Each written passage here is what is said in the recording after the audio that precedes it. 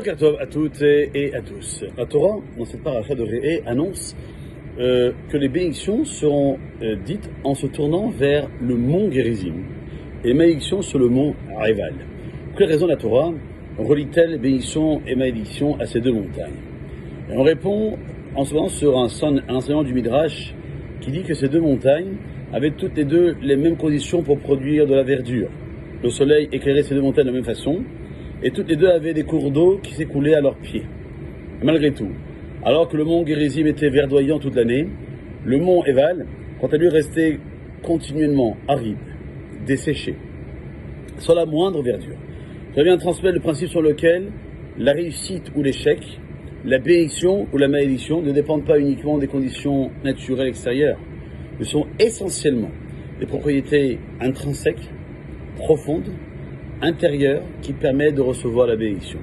Ainsi, en méditant sur ce message de ces montagnes, on sera à même de comprendre que c'est le respect de la Torah et des Mizot, c'est le raffinement de sa personne, de son intériorité, qui entraîne la bénédiction, et non les circonstances extérieures, comme la situation financière, familiale, environnementale ou autre, qui en est le moyen.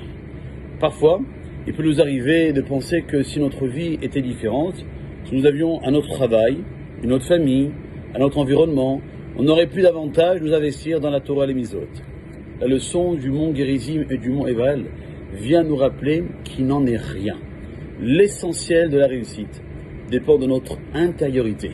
C'est en développant sa détermination et sa volonté, en raffinant ses traits de caractère, qu'on réussira et qu'on sera béni, même avec des conditions extérieures très défavorables.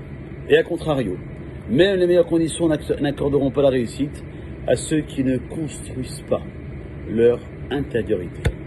Voilà, mes chers amis, comment la Torah, avec 4 mots supplémentaires, Ar Gérizim, Ar Éval, ont voulu nous donner cet enseignement qui est d'une profondeur extrême, que je vous invite à méditer pour cette belle journée que je vous souhaite agréable, et aussi pour ce Shabbat, que d'avance, je vous souhaite qu'il soit d'une force spirituelle extraordinaire, veille de Rosh Chodesh Elul.